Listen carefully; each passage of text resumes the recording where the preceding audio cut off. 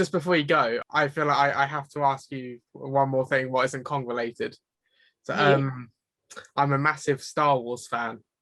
And yes, I did it.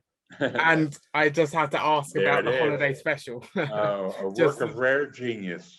Well, I'm actually writing a book about how I wrote some of the worst television shows in history and lived, and that is certainly paramount in the book. Yeah. I have many stories which I parceled out over the years because I didn't do it alone. That's all I can really tell you. I co-wrote. What I always say is if we knew that 45 years later somebody was going to be talking about this, we would have paid closer attention. And it was also the 70s, so we were chemically altered much of the time. But when I say things like that, they come back to me like, you know, I'll see on a blog saying, Vilanch, an admitted cokehead. When did I admit that? It's not even true. I mean, it's just, but that's how it gets embroidered when you make jokes like that. So it's my cross to bear. I found this like bootleg Blu-ray copy on eBay somewhere, and it's just an old VHS copy someone's put on a disc. And I just thought that I still have one. I recorded it the night it was on, you know. I mean, on VHS and maybe even on Betamax, which was another thing I had in the house at the time. And a lot of those are the copies that showed up on the internet years later. It was not considered that unusual when we did it.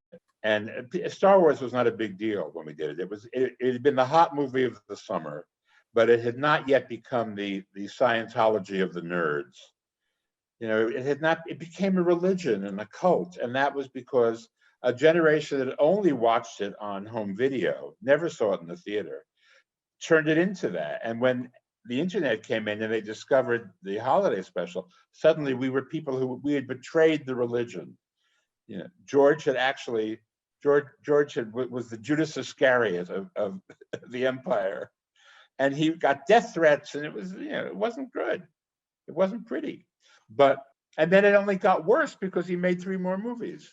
And more than that, the side movie, Rebel 1 and Solo, and, you know, and all of them. And then The Mandalorian, and he keeps on trying to revive Life Day, the holiday, and the special. And so it goes. It goes on and on and on. For some reason, I've always sort of found this weird love for the holiday special rather than like the new stuff. When Disney brought Lucasfilm, I've always preferred watching the holiday special. The holiday specials. Well, we have Boba Fett.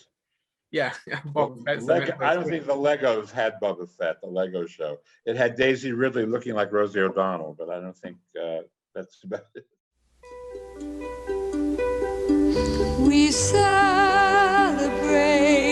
a day of peace, a day of harmony,